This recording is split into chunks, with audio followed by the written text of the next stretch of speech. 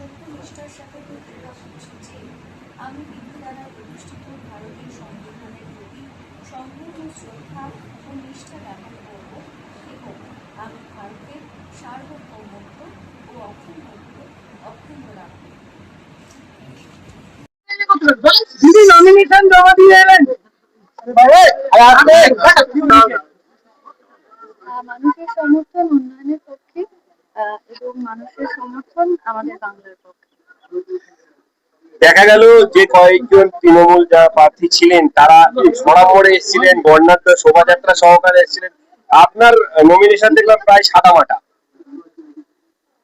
আমি কাজে বিশ্বাস করি, আর সেটাই আমার ফেথ এবং আমি সেভাবেই চলি। আমি নিজেও খুব সাধারণ, সাদামাটা থাকি, আমার জীবনযাপনও খুব সাধারণ, তাই আমি সাধারণ থেকেই কাজ করতে চাই। এই জয়গকের কত রাস হবে?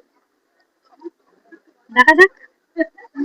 মুখ্যমন্ত্রী আসছেন আপনার সমর্থনে প্রচার করতে, এটা আমাদের কাছে অনেক বড় প্রাপ্তি, অনেক বড় পাওয়া, যে যাকে আমরা সকলে ভালোবাসি, যার আবেগে আমরা সবাই এক ডাকে হাজির হতে পারি, তিনি যখন আমাদের বিধানসভায় আমার জন্য আসেন, মানুষের কাছে আসেন, সেটা অনেক বড় আশীর্বাদ, অনেক বড় পাওয়া। আর বিরোধী প্রার্থীদের জন্য কি বলবেন? আমি তো কিছু বলি না তাদেরকে, আমি আমার নিজের কাজে বিশ্বাস রাখি এবং আমি সেখানে 100% আশা রাখি।